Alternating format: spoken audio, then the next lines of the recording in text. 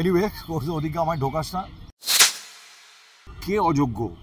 হ্যাঁ, বুম্বাদা ভাবছি বুম্বাদা অযোগ্য, আমি ভাবছি আমি অযোগ্য। যে অ্যান্টেনার থিঙ্কিং ক্লাবের প্রেসিডেন্ট হচ্ছে দাদা, আর সেক্রেটারি হচ্ছে ঋত্বিক ঘটক।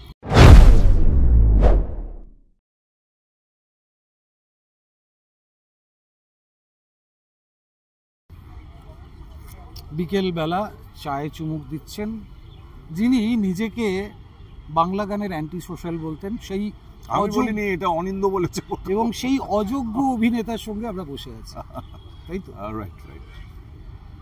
অলক্ষ্যে ঋত্বিক, তোমার নতুন ছবি। অযোগ্যর সময় তো টানাটানি হচ্ছে যে কে অযোগ্য। হ্যাঁ, বুম্বাদা ভাবছি বুম্বাদা অযোগ্য, আমি ভাবছি আমি অযোগ্য, আর ঋতুপর্ণা হচ্ছে ঋতুপর্ণা অযোগ্য। সো ওটা মজার ছিল, আমরা মাঝে মাঝে কোথাও কে অযোগ্য। এনিওয়ে, শিলাজিৎ অভিনয় শিখেছে, প্রথাগত অভিনয় যেটা। আমার খুব ছোটবেলায় আমাদের পাড়াতে যেরকম আমাদের বয়সী যারা আছেন তারা রিলেট করতে পারবে। আমাদের পরবর্তী 10-15 বছর বাদে আর কতটা পারবে রিলেট করতে আমি জানি না, কিন্তু একটা ডেফিনেটলি পারবে। আমরা তখন আমাদের অ্যামেচার নাটকটা খুব সমৃদ্ধশালী ছিল, সমস্ত কলকাতা জুড়ে, পশ্চিমবঙ্গ জুড়ে। কারণ থিয়েটারটা তখন মধ্যবিত্ত বাঙালির এবং এদের কাছে একটা মধ্যবিত্ত, এমনকি নিম্ন মধ্যবিত্ত নাটক এবং যাত্রা, পাড়ায় পাড়ায় যাত্রার মতো চলছে, কিন্তু খুব হারিয়ে গেছে। কারণ ওটা যে কোনো মিডিয়ামই সে একটা তো তার ক্ষয় হয়, প্রথমে সে একটা থাকে, তারপর আস্তে আস্তে সমস্ত এই মিডিয়ামও হবে, সব যা আসছে কালের নিয়মে একটা অন্য টেকনোলজি আসবে, অন্য কিছু আসবে। পাড়ায় তক্তপোষ পেতে পেছনে মায়ের শাড়ি, এইরকম নাকি না সিরিয়াস নাটক? না, সিরিয়াস নাটক বলতে ধর প্রথম যেটা সবারই অভিজ্ঞতা হয়েছে ছোটবেলায়, আমি মুকুট অভিনয় করেছিলাম। আমার মনে হচ্ছে মুকুটে আমি রাজধরের চরিত্র করেছিলাম। আমি সব থেকে ছোট ছিলাম, তো আমাদের ক্লাবে হয়েছিল, পাড়ার ক্লাবে, সেখানে আমাকে ওটা সিলেক্ট করেছিল, এবং আমাকে আমাদের পাড়ার যিনি আর কি অভিনেতা হিসেবে আমাদের কাছে খুব ছিল, মিন্টু কাকু, তিনি অনেকটা তখন সেমি প্রফেশনালি কাজটা হতো, ব্যাংকেও চাকরি করতেন আর হতে। তো মিন্টু কাকু, দুই মিন্টু কাকু ছিলেন, একজনকে থলে মিন্টু বলা হতো, একজনকে ল্যাটা মিন্টু বলা হতো। কারণ মিন্টু কাকু একজন অফ স্পিনার ছিলেন, ভালো অফ স্পিনার, হ্যাঁ ল্যাটা। আর থলে মিন্টু কেন বলা হতো জানেন? ওই মিন্টু কাকু আমাকে, ওনার বাড়িতে রেফ্রিজারেটর ছিল তখন, সবার বাড়িতে রেফ্রিজারেটর, সেখান থেকে একটা কমলাভোগ বের করে আমাকে দিয়েছিল, এই নে তোর প্রাইজ। সো প্রথম ওই মুকুটের কথা মনে আছে। অযোগ্যর জন্য একটা প্রাইজ পেলে, তুমি পুরস্কার পেলে, কোনো অংশে কম নয় ওই প্রথম পুরস্কারের সময়। না, সত্যি তাই, মানে একই। আসলে আমি পুরস্কার খুব জীবনেও কম পেয়েছি, এবং ওই পুরস্কারগুলোকে খুব একটা এই পুরস্কারগুলো খুব একটা পাত্র আমি দিইনি কখনো। পেয়েছি ঠিক আছে, না পেলেও ঠিক আছে, কোনো অসুবিধা নেই। বিভিন্ন জায়গায় বিভিন্ন কাজ করি বলে নমিনেটেড, ভবিষ্যতেও হবো, কোথাও পাবো কি পাবো না, ঠিক আছে, ইটস কুল। কিন্তু অনেক এর পুরস্কার বলতে গেলে এরম ধরনের মুহূর্তের কথা মনে হয়, মিন্টু কাকুর কথা মনে হয়, সৌমিত্রদার কথা মনে হয়, হারাদানদার কথা মনে হয়। তারা একটু পিঠ চাপড়ে দিয়েছিল, হ্যাঁ তুই ভালো করিস তো, আই শ্রীনগর, হ্যাঁ হারাদানদা বলছে। সো ইট ওয়াজ লাইক যখন তোমার প্রথম ভূমিকা এলো, কোথাও গিয়ে আমারও মনে হয়েছিল, মানে আমাদের জেনারেশনটা মনে হয়েছিল এই মানুষটা তো মানে আশপাশের যে অ্যাম্বিয়েন্স সেটাকে নিয়ে আসছে, স্টেজে উঠে অভিনয়টা করছে। গানের মধ্যে অভিনয় এবং অ্যাম্বিয়েন্সের ব্যবহার, আমি তোকে আগেও বলেছি, তোমার গান যখন গ্রামে থাকে তখন ভালোবাসাটা প্রকৃতি হয়ে যায়, যখন শহরে থাকে তখন শরীর হয়ে যায়।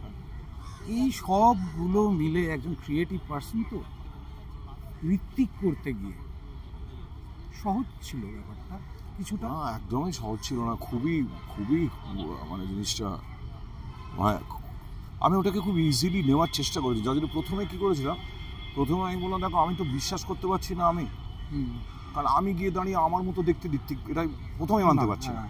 তাহলে তুমি অন্য মানুষকে খোঁজো, কাউকে করলে অনেকেই ভালো করতে পারবে, ভালো হবে। হ্যাঁ, আমি বলেছিলাম সেটা।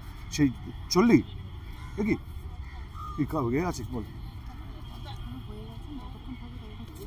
চলছে, শেষ করে নে। হ্যাঁ হ্যাঁ, মানে বলছি শিলাজিৎ মজুমদার ব্যস্ততম যারা আছেন অভিনেতা, হচ্ছে অনির্বাণ, শিলাজিতেরও এখন দেখছি মোটামুটি প্রত্যেক না না মাসে এরকম কিছু করেছে, ওগুলো আস্তে আস্তে তোকে দেখতে পাচ্ছে আসছে। হ্যাঁ, এখনো হাতে দুটো ছবি রিলিজ আছে, থেকে পরে দুটো ছবি রিলিজ করবে, আরও একটা দুটো ওয়েব, ভালো ইন্টারেস্টিং ওয়েবেরও কাজ কথা চলছে। অভিনয়টা এনজয় করছি ন্যাশনাল লেভেলে। হ্যাঁ হ্যাঁ, এনজয় তো করছি, আর এনজয় তো করছি। চশমাটা সুকুমার রায়ের মতো হয়ে গেছে। গানের কি অবস্থা? আমি তো তোদেরকে বলেছি যে অ্যান্টেনার থিঙ্কিং ক্লাবের প্রেসিডেন্ট হচ্ছে দাদারা, আর সেক্রেটারি হচ্ছে ঋত্বিক ঘটক অ্যাকচুয়ালি।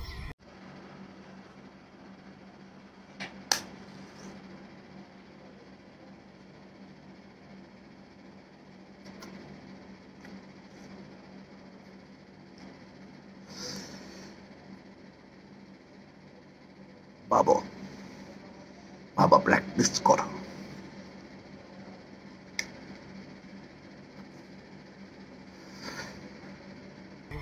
আর তুমি কার্যকরী সমিতি? আমি অ্যাসিস্ট্যান্ট সেক্রেটারি।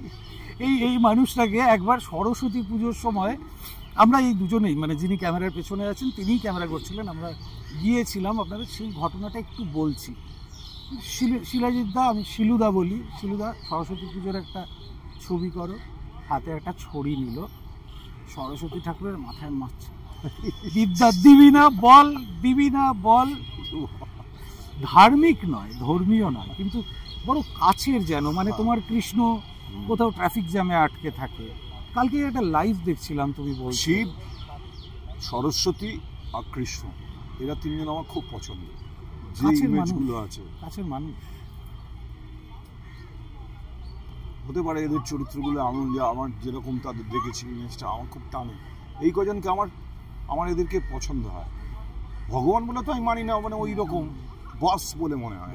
হ্যাঁ, এরা বস, এরা বস। ভগবান কনসেপ্টের সাথে সেটা মেনে না, কিন্তু সম্মান দিতে ইচ্ছে করে। সরস্বতী বলে কেউ যদি থাকেন, কেউ ছিলেন, একজন নয় অনেকেই হয়তো ছিলেন সত্যিই যারা সরস্বতী, তাদেরকে সম্মান করতে ইচ্ছে করে। কৃষ্ণ, এসে কৃষ্ণ কষ্ট পেতে পেতে এই মানুষটা একটু যতটুকু পড়তে গেছি, উঁকি দিয়ে দেখেছি যে অনেকটাই তো গল্প কথা এটা সেটা, কিন্তু তার মধ্যেও যে জিনিসগুলো উঠে আসে ওনার দিকে, সেগুলো অনেকটাই আমরা জানি না। আমি অনেকটাই জানি না। একটা মানুষকে বলা হচ্ছে ওরকম, আর একটা মানুষ একসঙ্গে কয়েক হাজার বিধবাকে একদিনে দুদিনে বিয়ে করতে রাজি হয়ে যায়, কারণ তাদের সমস্যা হয়ে যায় পরবর্তী জীবনে বলে। এটা হচ্ছে কৃষ্ণ। তো এটা কনসেপ্টটাকেও যদি ভাবি, হ্যাঁ, তাহলে আমি ওই কনসেপ্টটা যে এটা করে তাকে আমি স্যালুট করতে ইচ্ছে হয়। বাকি জিনিসগুলোকে ওগুলো আমার ঠিক আছে, হ্যাঁ, পড়েছি, জেনেছি, ভাল লেগেছে। কালকে দেখছিলাম তুমি খিদে নিয়ে কথা বলছিলে। আমার মনে হচ্ছিল যে খাবার দিন একটা হওয়া উচিত। এত দিন হয় অমুক ডে তমুক ডে, হ্যাঁ, রোজ ডে, গোলাপ ডে, ফুল ডে, এই ডে, ফল ডে, তো এগুলোর মধ্যে একটা তো এরকম আমরা একদিনকে সমস্ত পৃথিবীর মানুষ বলতে পারি যে সমস্ত পৃথিবীর কোণে প্রত্যেক মানুষের কাছে দুবেলার খাবার একটা দিনের জন্য আমরা সবাই আজকে খেয়েছি। ঠিক লাঞ্চ করেছি, ঠিক ব্রেকফাস্ট করেছি, ঠিক ডিনার করেছি, এবং ভালো করেছি, সামচুয়াস ডিনার করেছি। এটা নিই না, আমরা একদিনকে দায়িত্ব নিই না। সবাই তো পুরোটা পারবে না, কেউ 5 জন 10 জনের করে দায়িত্ব নেবে, 1 জন 2 জনের করে দায়িত্ব নেবে, কেউ অর্ধেক লোকের দায়িত্ব নেবে, কিন্তু করি না। একটা খাবার দিন হোক, let's a day be called food day. আর ব্রায়ান অ্যাডামস শুনলে কেমন লাগলো সামনে থেকে? ঠিক আছে, রকস্টার হিসেবে যার সঙ্গে বসে আছি, ব্রায়ান অ্যাডামস কম নয়। 65 তোমার কত হলো? আমার 60 হবে। এখনো ঝাঁপিয়ে পড়ছো? সে হয়ে যায়, ওটা ওরকম ইচ্ছে করে তো না, এমন হয়ে যায় যে মনে হয় ঝাঁপিয়ে পড়ি, মিশে যায়, ঘামে ঘাম মিশিয়ে দিই, এটা মনে হয়। কিন্তু ওনার ভীষণ প্রো, এবং প্রেজেন্টেশন এত minimalistic, at the same time ওই ইম্প্যাক্টটা সাংঘাতিক। এটাই হওয়া উচিত। মানে আমি যদি গিয়ে বলি যে আমি এক্সট্রা কি পেলাম ওটা জানার পরে, সেটা খুব একটা এক্সট্রা কিছু পাই না। আর গান বাজনার কি মানে চলছে এখন? গান বাজনা চলছে বলতে এখন আমি মেজরলি দেখছি আমার কাছে আস্তে আস্তে ছবির গানের রিকোয়েস্ট আসছে, ছবির গান গাইতে বলা হচ্ছে।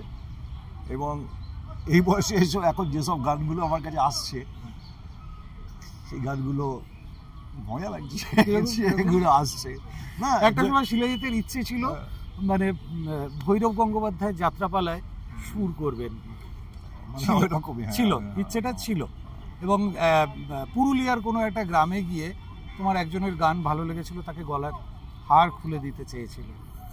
হ্যাঁ, এইসব এই মানে দীর্ঘদিন সিন্ধুবালা দেবী, অনেকদিন আগের কথা, অনেকদিন আগে।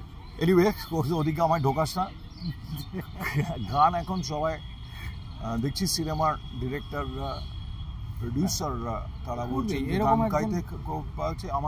আমার টিম্বারটা যে তাদের পছন্দ হচ্ছে, এটা আমার কাছে খুবই ভালো লাগছে। আর এই ছবিটা অলক্ষ্যে ঋত্বিক, এটা নিয়ে আমাদের দর্শক যারা আছেন তাদেরকে কি অ্যাপিল করতে? দেখো, যারা ঋত্বিকবাবুকে চেনেন, দেখেছেন, তার ছবি দেখেছেন, তারা তো আসবেন বলেই বিশ্বাস করি। একটাই ছবি হয়েছে, ছবিটা দেখেই হয়তো বলবেন ভালো কি খারাপ, কিন্তু তারা দেখতে আসবেন। এবং যারা ঋত্বিক ঘটককে জানেন না, তাদের জন্য এটা একটা ডকুমেন্টারি হিসেবেও ভাবা যেতে পারে, যেখানে অনেক ইন্টারেস্টিং তথ্য যেটা সাধারণ মানুষ অনেকে জানা নেই, যা রিসার্চ করেছে তো ওটা বেরিয়ে আসবে। হ্যাঁ, কটা লোক জানতো, কটা লোক জানে উনি হিন্দি ছবি স্ক্রিপ্ট করেছেন, খালি ইন্ডাস্ট্রির লোক ছাড়া। ওনার কাহিনী ওর গল্প ছিল, তো অনেক কেউ জানে না উনি কী কী কাজ করেছেন, কী করেছে, তো সেরকম কিছু জিনিসপত্র তো পাবে। ওয়ান্ডারওয়ার্ল্ড বাংলায় ওয়ান্ডারওয়ার্ল্ডকে অনেক শুভেচ্ছা। হ্যাঁ, মন দিয়ে কাজ করতে থাক। তো অনেক দিন ধরেই কাজ করেছিস, সাংবাদিকতা করেছিস, অনেক অভিজ্ঞতা আছে, অনেক হাতছানি আছে, প্রলোভন আছে, ভুল ভাল সমস্ত কিছুর মধ্যে থেকে চেষ্টা কর যাতে তোর যা ইচ্ছে সেই অনুযায়ী তুই যাতে নিজেকে লোককে জানাতে পারিস। Thank you very much, thank you. ভালো থেকো।